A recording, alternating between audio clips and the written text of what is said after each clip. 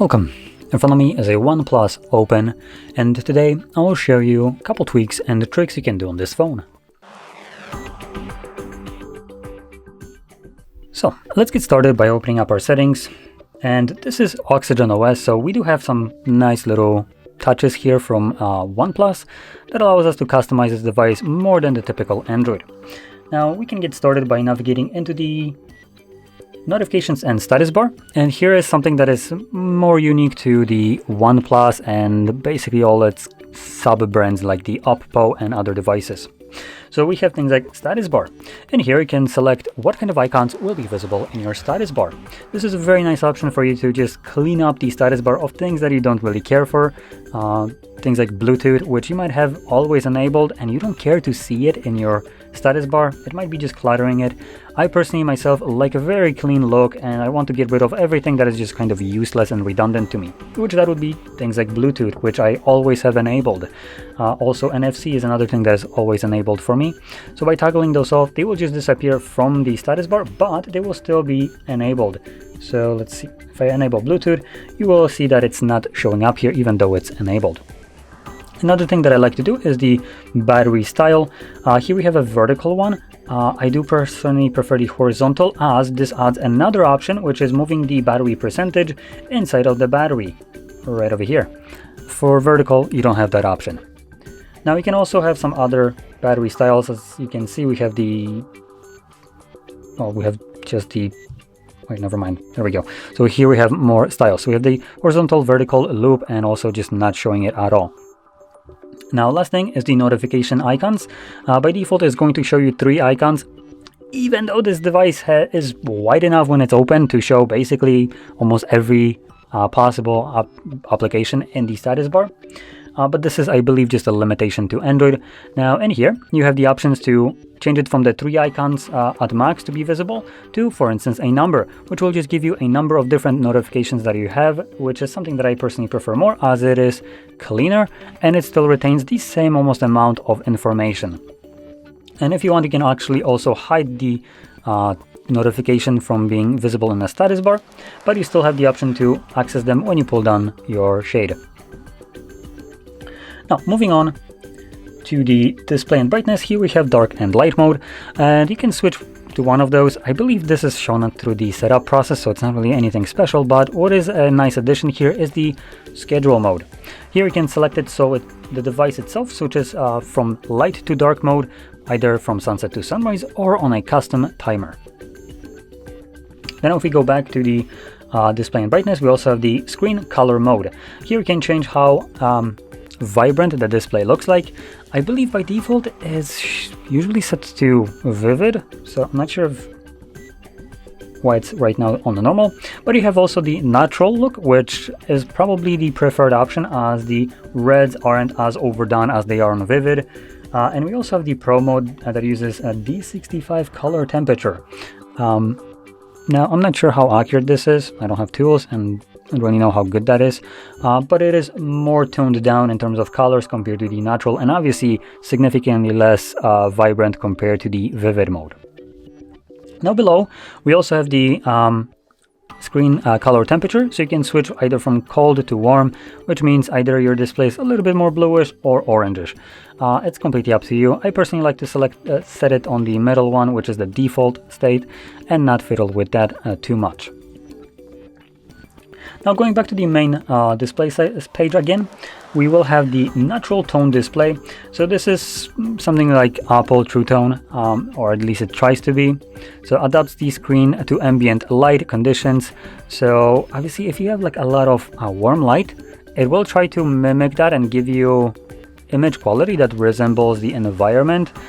This is sometimes how you get these kind of images that look, or photos of devices, where you have, for instance, something open on the screen and it just looks like it's a paper that is glued to the screen. That's usually what is responsible for this, where it just tries to mimic the environment color, and it blends it well enough to basically fool you into thinking that it's just kind of there, like a paper.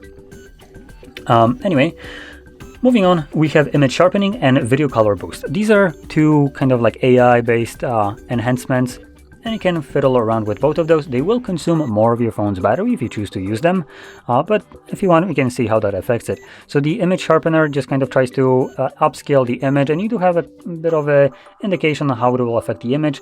This side right here is the upscaled one that's supposed to look sharper compared to this one. You can see it when you look closely that the B specifically just sometimes looks pixelated up really close, while on the other one it looks sharp. Now keep in mind that this is a reference image, and the realistic results might not be as big as this one right here, and this is honestly barely visible, to be honest, at least to my eye. Now below that we had the video color boost, which tries to increase the shadows, basically the vibrancy of the image, and exposure to make the image look a bit more poppy. So it does do a fair job if this is how it will be affected. It's something that is very hard to kind of showcase side by side, as you don't have a way to display the image side by side on a normal kind of usage. So you just get this kind of comparison right here.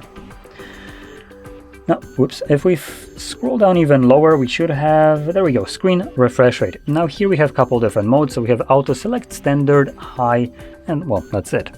Now by default, the device will be in the auto select, which is going to be arguably the go-to option for majority of the people. But for some small percentage of the people that don't really see much of a difference between the standard and high option, meaning the 60 Hz refresh rate and 120, you might want to change it to standard, as this will give you better battery life.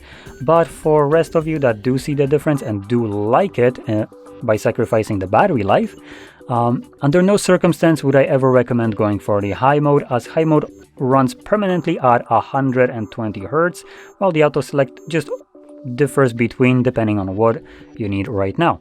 So when the content, whatever is being displayed on your screen, isn't moving, like just for the brief moment right there, the screen will automatically reduce the refresh rate to preserve battery life, while on high it would not do that. So it will need more processor power, therefore more energy, to constantly keep up that refresh rate, even when you're not really needing it, even when you're not going to see the difference.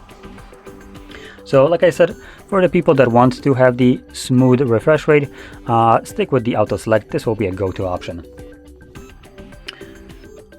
Now, continuing on to the dock itself, obviously because this is a foldable device that actually has some implementations that utilize the folding phone aspect, we have some dock implementations. Now I'm pointing that out is because not every folding device does anything with the dock or even implements it. So OnePlus did. And when you open up any kind of application, you can see that the dock shrinks just a bit. Now this is so you can obviously navigate through the different applications. You can open up multiple by holding them and dragging them out like so, and you can do that to multiple applications, and also gives you the first time around just a bit of a guide. I can also grab a third application and drop it, hopefully, come on, let me drop it below. Is that it? Nope, that's not it.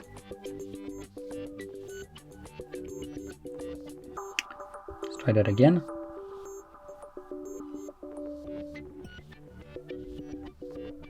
Looks like I might not be able to do this with this specific application. So let's see if I can grab another one. Ah, there we go. It does need to relocate the applications in some weird way. So you look, as you see, and you drop it in that like pop-up window. So you can see right now it does a 3 application split screen. Now I will be honest, the Samsung approach to this is a bit better in certain cases, as you can have multiple applications, more than 3. Here we cap out 3 applications visible at the same time on this kind of like split screen window. Samsung allows you to have more, which I would say it's better. But this is still a pretty neat implementation, as you can see right now we have 3 apps open and one of them is just completely cut out. The reason for that is because you can now tap on it and it will shift it into view. And same thing goes for the other ones, so we should be able to somehow like shift it like we did, unless we do need to get rid of this one. Whoops. So yeah, it looks like once we have 3 applications, we might not be able to do the shift. But if you have, let's try to get rid of this one. Ah, there we go, close up. I think I did it too much. Let's try that again.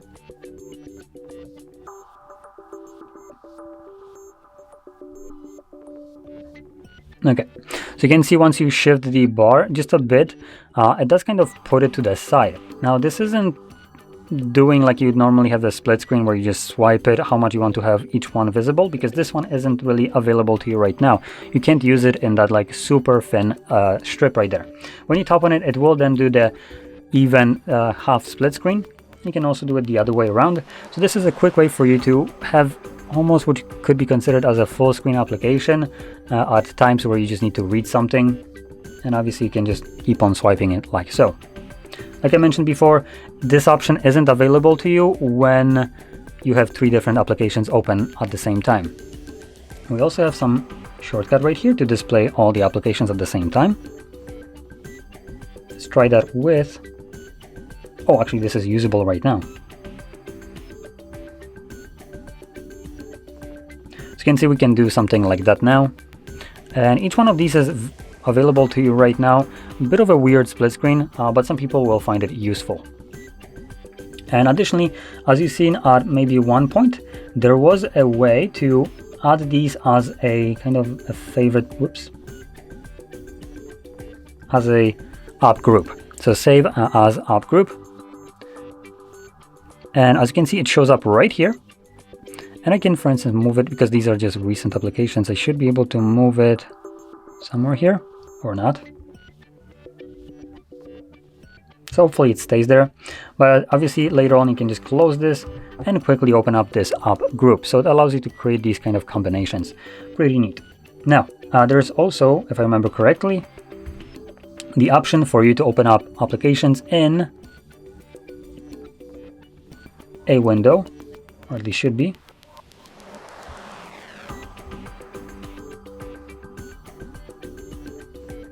There we go, floating window. So we have a floating window, and you can tap right here on this bar. Come on. Didn't want to zoom it in.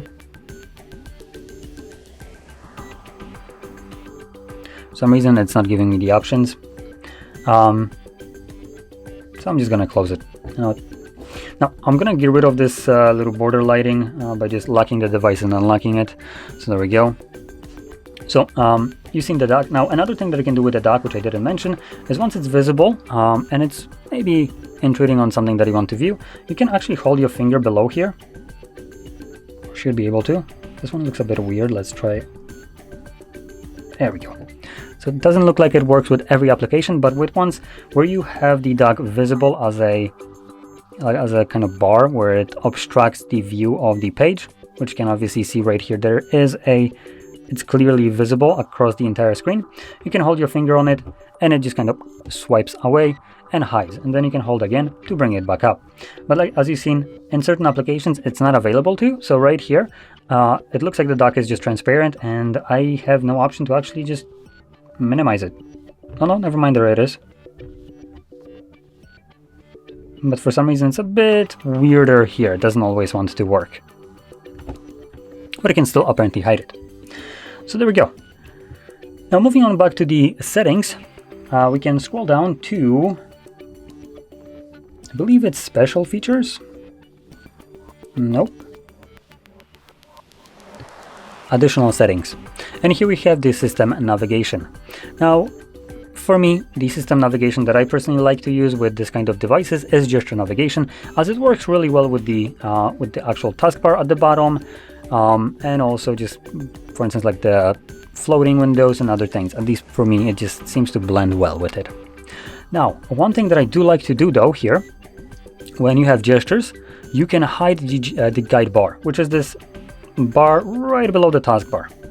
It serves no purpose, and when you hide your taskbar, you have a much cleaner look, as when you have the guide bar, it still shows up on here and doesn't give you the full like clean look. You also have the option to increase, there we go, our sensitivity. little bit lower. So we have the left and right edge. Now this is only increasing sensitivity for the back gesture. And I believe this includes the cover display along with the inside display. So if you find that sometimes you might be just swiping from a side for some other reason and it activates the back gesture, which is not what you wanted to do, you can decrease the sensitivity here of whichever edge is for you a bit too sensitive, and hopefully it's not going to be catching the back gestures as often as a mistouch, let's call it. And obviously if you sometimes swipe and it doesn't really work, you can increase the sensitivity to make it a bit more sensitive to this kind of swipe. Now, I don't think there's anything else to show here. Sorry for that. So let's see. There's one last thing that I actually wanted to show, which I did forget, which is this bar on the side. Now you've seen me use it throughout the video, and you can swipe up on it, and it has a couple different features. You can also edit it if you want to.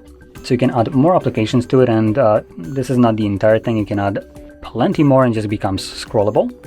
And just to kind of showcase this.